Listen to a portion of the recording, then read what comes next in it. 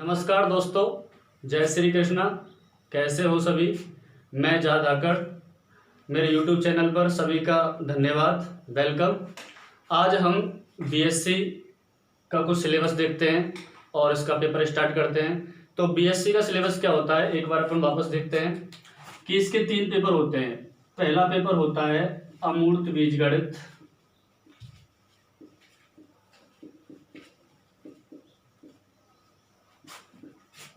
Absent algebra.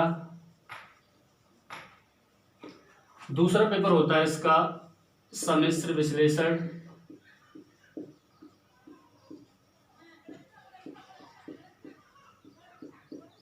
Complex analysis. तीसरा paper होता है इसका गति विज्ञान प्लस सांख्यिकी, डायनेमिक्स प्लस स्टैटिक्स। एक इसका चौथा होता है कंप्यूटर, सी लैंग्वेज, जिसका होता है प्रैक्टिकल। इसके 3 पेपर होते हैं। पर पेपर होता है 40 मार्क्स, 40 नंबर का होता है, और प्रैक्टिकल होता है 30 नंबर का। तो टोटल इसका पूर्णांक होता है 150। ये तो हुआ इसका सिलेबस। आज अपन इसका सेकंड पेपर स्टार्ट करते हैं, सम्मिश्र विश्लेषण, कॉम्प्लेक्स एनालिसिस, और देखते हैं सम्मिश्र विश्लेषण होता क्या है। सम्मिश्र विश्लेषण, अच्छा, सम्मिश्र विश्लेषण कॉम्प्लेक्स एनालिसिस पढ़ने से पहले, ये बुक पढ़ने से पहले हमको ये पता होना चाहिए कि सम्मिश्र संख्या क्या होती है। 11th क्लास में हमने थोड़ा बहुत पढ़ा होगा, आप भी जानते हो सम्मिश्र संख्या क्या होती है, लेकिन इनकी आवश्यकता क्यों पड़ी? ये क्वेश्चन आता है माइंड में कि सम्मिश्र विश्लेषण, सम्मिश्र संख्या तो ठीक है, लेकिन सम्मिश्र संख्याओं की आवश्यकता क्यों पड़ी? तो एक बार इसका रिवाइज कर लेते हैं, क्यों पड़ी इनकी आवश्यकता। कि जैसे मेरे पास बहुपद है कि x square plus x minus 2 equal to 0। ये मेरे पास एक बहुपद है। एक दूसरा बहुपद है x square minus 4 equal to 0। तो इन बहुपदों में हमने 10th क्लास में देखा था कि इन बहुपदों के अपन शून्य कैसे ज्ञात करते थे। तो जो फर्स्ट बहुपद है x square plus x minus 1 equal to 0, इसका शून्य निकालने के लिए अपन x की जगह कोई ना कोई नंबर पुट करते थे, कोई भी रियल नंबर पुट करते थे। तो इसमें मैंने x इक्वल टू 1 पुट किया, मतलब x बराबर 1 रखने पर इसका मान क्या गया? 0। तो मैं कहता था कि x बराबर 1 इसका क्या है? शून्य है। दूसरा बहुपद है x square minus 4 equal to 0, इसका शून्य क्या होता था? तो x की जगह पर कोई भी रियल नंबर पुट कर दो। कोई भी रियल नंबर पुट किया, मतलब x की जगह मैंने 2 पुट किया, तो इसकी वैल्यू क्या हो गई? 0 हो गई। तो कहूंगा कि x बराबर 2 इसका क्या है? शून्य है। अब मेरे पास एक तीसरा बहुपद है x square plus 1 equal to 0। अब मुझे बताओ कि x की जगह पर कोई भी नंबर पुट करो, कोई भी नेचुरल नंबर, कोई भी होल नंबर, कोई भी इंटीजर, कोई भी रेशनल, कोई भी ऑड नंबर, कोई भी इवन नंबर पुट करो और बताओ मुझे इसका शून्य क्या है। तो ऐसे बहुपद में मैंने सारे कोई भी रियल नंबर पुट करके देखा, x की जगह पर 1 माइनस 1 2, तो मुझे यहाँ 0 नहीं मिला। मतलब ऐसे क्वेश्चंस, ऐसे बहुपद में कोई भी रियल नंबर पुट करने पर वो 0 के बराबर नहीं है। तो ऐसे इक्वेशंस, ऐसे बहुपद को मैंने सॉल्व किया। तो इसको मैंने सॉल्व किया, x square equal to minus 1, तो x इक्वल टू आया रूट के अंदर -1, और जिसको नाम दिया मैंने आयोटा। क्या नाम दिया? आयोटा।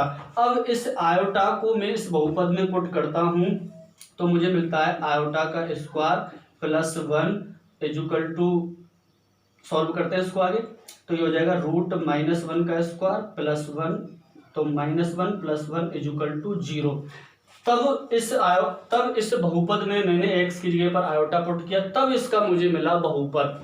तब इस आयोटा को अपन क्या नाम दिया? सम्मिश्र संख्या, कॉम्प्लेक्स नंबर। क्या नाम दिया? Complex number. तो पता चल गया कि किसी बहुपद में जब रियल नंबर रखने से उसका शून्य नहीं मिलता है, तब उन बहुपद को सॉल्व करने के लिए हमें सम्मिश्र संख्याओं की आवश्यकता पड़ी। ये चीज क्लियर है? ये हमने 11th क्लास में देखा था।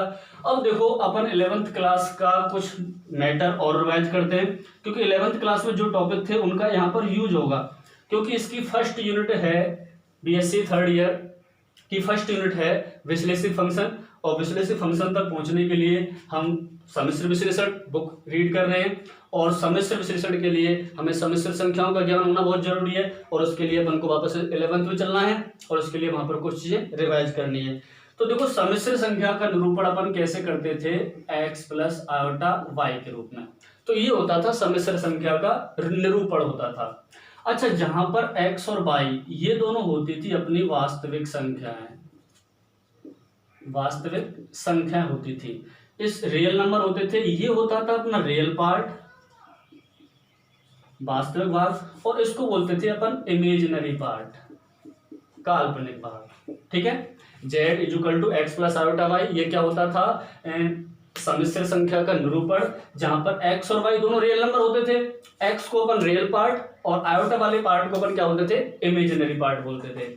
अच्छा, कभी भी इसका यदि हम कॉन्जुगेट निकालते थे, कभी भी इसका हम संयुग्म निकालते हैं, कभी भी इसका हम कॉन्जुगेट निकालते थे, तो अपन क्या करते थे, रियल पार्ट तो एज इट इज रहता था, लेकिन इमेजिनरी पार्ट के अपन साइन को क्या कर देते थे, चेंज करते थे, तब निकालते थे इसका संयुग्मी। यदि z equal to x plus iota y अपना एक पार्ट है, तो इसका संयुग्मी, इसका कॉन्जुगेट निकालने के लिए रियल पार्ट तो एज इट इज, लेकिन इमेजिनरी पार्ट का अपन साइन करते थे चेंज, मतलब चिन्ह करते थे परिवर्तित। ठीक है, अब आगे और निकालते थे, एक इसका अपन क्या निकालते थे, यदि कभी इसका मॉडुलस निकालना हो, कभी भी इसका मापांक निकालना हो, तो अपन कैसे निकालते थे कि रियल पार्ट का स्क्वायर करते थे और इमेजिनरी पार्ट का स्क्वायर करते थे। तो ये सभी चीजें 11th क्लास की चीजें हैं। अच्छा, अब नेक्स्ट और कुछ रिवाइज कर लेते हैं। अब इनका थोड़ा ज्योमेट्री निरूपण कर लेते हैं, पोलर फॉर्म में देख लेते हैं कि ज्यामितीय रूप क्या होता है, ध्रुवीय रूप क्या होता है। ज्यामितीय रूप में अपन देखते हैं इनका क्या होता है, ज्यामितीय रूप, और एक अपन देख लेते हैं ध्रुवीय रूप, ज्योमेट्री रूप, और ये पोलर फॉर्म। देखो, ज्यामितीय रूप क्या होता था कि अपने पास z equal to x plus iota y, अपने पास सम्मिश्र का निरूपण होता था सम्मिश्र संख्याओं का, जिसमें अपन ये क्या करते थे, ये अपना x था, ये अपना y एक्सिस है, ये अपना z x plus iota y, ये अपन आर्गुमेंट लेते थे, तो इसको अपन बोलते थे रियल एक्सिस। क्या बोलते थे, रियल एक्सिस। और y वाले भाग को अपन क्या बोलते थे, इमेजिनरी एक्सिस। ये अपना ओरिजिन, इमेजिनरी एक्सिस। तो ये होता था ज्यामितीय निरूपण।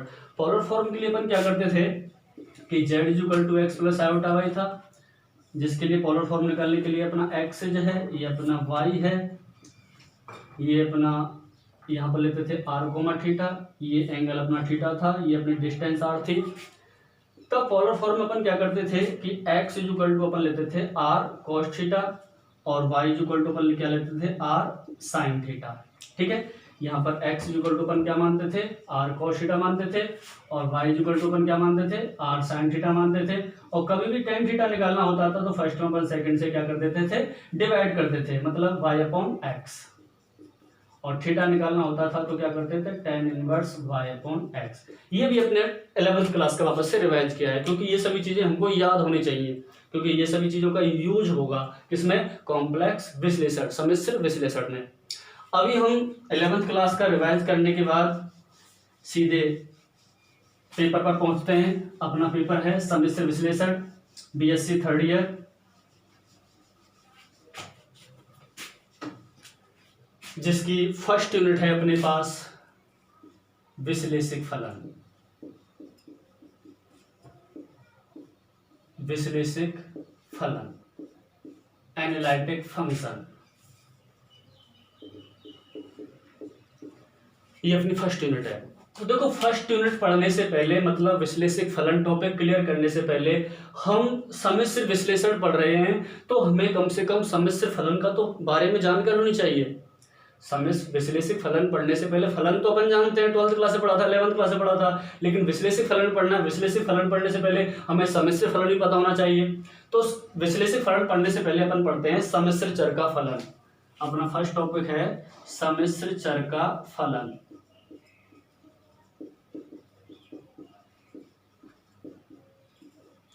सम्मिश्र चर का फलन,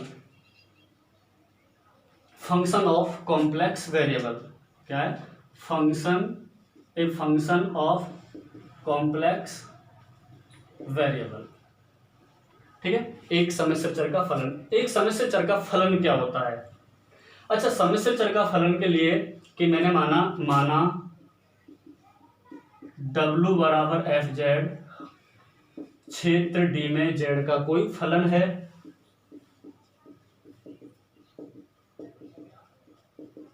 क्या माना है? माना W बराबर एफ जेड किसी क्षेत्र डी में जेड का कोई फलन है, तब जेड के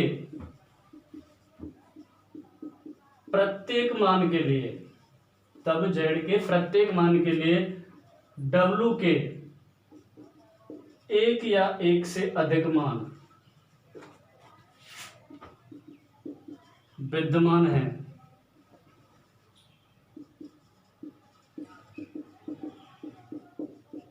तो ऐसे फलन को अपन क्या बोलते हैं? सम्मिश्र चर का फलन। दोबारा देखो कि माना W बराबर एफ जेड, क्षेत्र डी में जेड का कोई फलन है, तब जेड के एक या एक से अधिक मान के लिए तब जेड के प्रत्येक मान के लिए W के एक या एक से अधिक मान है, तब वह क्या कहलाता है? A function of complex variable. मतलब जेड के प्रत्येक मान के लिए W के क्या होना चाहिए? एक से अधिक वैल्यू होनी चाहिए, तब वो क्या होता है? सम्मिश्र चर का फलन। जैसे मैंने लिया कि W बराबर एफ जेड, जिसको अपन u x y plus iota v x y से डिनोट करते हैं। किससे डिनोट करते हैं? u प्लस आयोटा वाई से। देखो अपन एक एग्जांपल लेते हैं। मेरे पास एक एग्जांपल है कि एफ जेड जेड का कोई फलन है, जेड का क्या है? कोई फंक्शन है। एफ जेड है, वो जेड का कोई फंक्शन है। इसको अपन सॉल्व करते हैं तो जेड की जगह पर क्या लगाया? एक्स प्लस आयोटा वाई लगाया, प्लस 2 जेड की जगह पे क्या लगाया? एक्स प्लस आयोटा वाई लगाया। अब इसको अपन सॉल्व करते हैं आगे, तो ये हो जाएगा एक्स स्क्वायर होल स्क्वायर है, एक्स प्लस वाई का होल स्क्वायर है, तो x square minus y square plus 2 iota x y plus 2 का मल्टीप्लाई करते हैं 2x प्लस आयोटा 2y। यहाँ से अपन क्या करते हैं कि रियल पार्ट को एक तरफ लिखते हैं, x square minus y square plus 2x एक तरफ लिखा, प्लस इमेजिनरी पार्ट में से आयोटा कॉमन लेते हैं तो क्या हो जाए? 2xy plus 2y। अब देखते हैं कि जो मैंने एफ जेड ये वाला किसका? जेड का फंक्शन था, तो ये भी जो फंक्शन है वो भी किसका है? एक्स वाई का फंक्शन है, प्लस ये आयोटा है, ये भी किसका फंक्शन है? एक्स वाई का फंक्शन है, और किसका लिया? जेड से लिया। तब ये जो फंक्शन है ये होता है सम्मिश्र चर का फलन, जिसको अपन क्या बोलते हैं? W equal to f z u plus iota v. तब इसको अपन क्या बोलते हैं? कॉम्प्लेक्स चर का फलन, क्योंकि ये भी अपना एक्स वाई का फंक्शन है और ये भी अपना एक्स वाई का फंक्शन है। तब इसको क्या निरूपित करते हैं? u प्लस आयोटा वी से। तो ये क्या होता है? सम्मिश्र चर का फलन।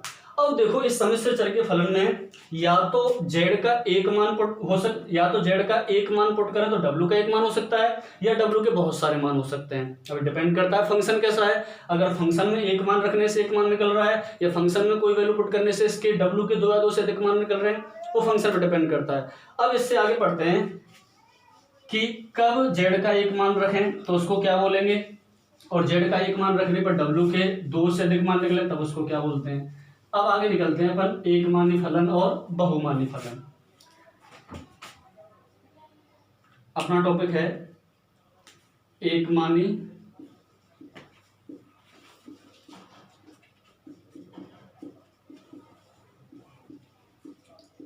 फलन और बहुमानी फलन।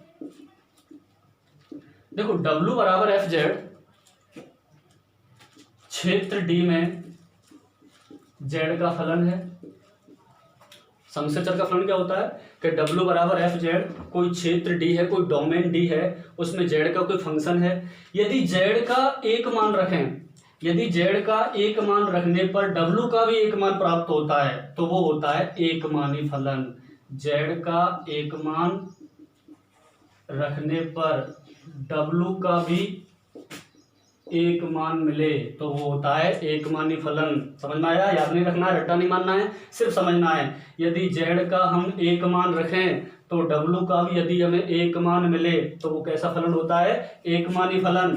जैसे मैंने रखा W बराबर एफ जेड, जेड की जगह मैंने रख दिया जेड, एफ जेड बराबर जेड कोई फंक्शन माना या जेड स्क्वायर कोई फंक्शन माना। अब जेड की जगह पर आप कोई वैल्यू पुट करो, डब्ल्यू की एक वैल्यू ही मिलेगी, तो वो क्या होता है, एक मानी फलन। ठीक है, एफ जेड, जेड का कोई फंक्शन माना, यदि जेड की जगह आप कुछ पुट करो तो डब्ल्यू की जगह मुझे एक ही मान मिलेगा। यदि यहाँ पे एक मान पुट कर रहे हो तो एक मान मिलेगा, तो वो होता है एक मानी फलन। बहुमानी फलन क्या होता है कि जेड के कुछ या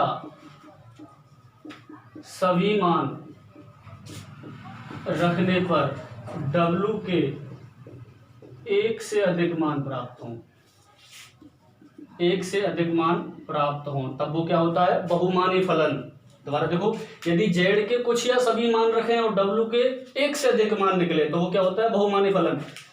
जैसे डब्ल्यू बराबर एफ जेड, जेड का मैंने कोई फंक्शन ले लिया, रूट जेड लिया, अब जेड का मान पुट करो, इसमें कोई भी मान पुट करो, इसमें डब्ल्यू के एक से अधिक मान प्राप्त होंगे, तो वो क्या होता है, बहुमानी फलन। दूसरा लिया मैंने एफ जेड कोई फंक्शन लिया, वो ले लिया मैंने टेन इनवर्स जेड लिया, अब इसमें जेड के आप कुछ भी मान पुट करो, इसमें डब्ल्यू के एक से अधिक मान प्राप्त होंगे, तो ये होता है बहुमानी फलन। ठीक है, दोबारा देखो, सम्मिश्र चर का फलन क्या होता है कि डब्ल्यू बराबर एफ जेड, प्रांत डी में डोमेन डी में जेड का कोई फलन है, यदि इसमें जेड के एक या यदि इसमें जेड के प्रत्येक मान के लिए डब्ल्यू के एक से अधिक मान प्राप्त हों तो वह सम्मिश्र चर का फलन कहलाता है। यदि जेड के एक मान के लिए डब्ल्यू का भी एक मान है तो एक मानी फलन, और जेड के कुछ या सभी मान रखने पर डब्ल्यू के भी एक से अधिक मान प्राप्त होते हैं तो वो क्या कहलाता है, बहुमानी फलन। तो अपना फर्स्ट टॉपिक था सम्मिश्र चर का फलन, वो क्लियर है। अब अपने नेक्स्ट टॉपिक है अवकलनीयता। इसकी डेफिनेशन पूछी जाती है 1 नंबर की, क्योंकि इस डेफिनेशन को आपको रट्टा नहीं मानना है, समझना है। अगली डेफिनेशन है डिफरेंशिएबिलिटी, अवकलनीयता।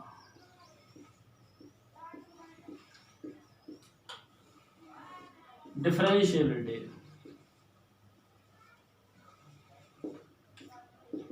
आपने 12th क्लास में पढ़ा होगा अवकलन, उसके ऊपर ही है अवकलनीयता।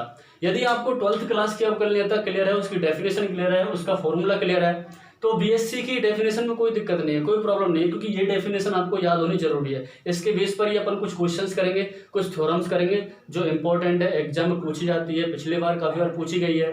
तो 12th की डेफिनेशन क्या होती है कि एफ मेरे पास कोई फलन है जो समृत अंतराल a और b में परिभाषित है। मेरे पास कोई फलन है एफ जो समृत अंतराल a और b पर परिभाषित है, तब इसका कोई बिंदु है c, जिस पर अवकलनीय फलन कहलाता है यदि limit h to 0 f c plus h minus f c upon h, इसमें बायां अवकलज और दायां अवकलज दोनों परिमित रूप से विद्यमान हो, तब बिंदु C पर क्या कहलाता है, अवकलनीयता कहलाती है। ये है अपनी 12th क्लास की डेफिनेशन। ठीक है, जो आपने सभी ने पढ़ी है।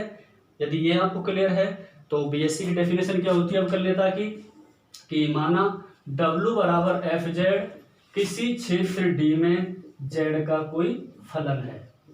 ये लाइन आपको याद रखनी है कि माना W बराबर एफ जेड, कोई क्षेत्र कोई डोमेन डी है जिस पर जेड का कोई फलन है, तब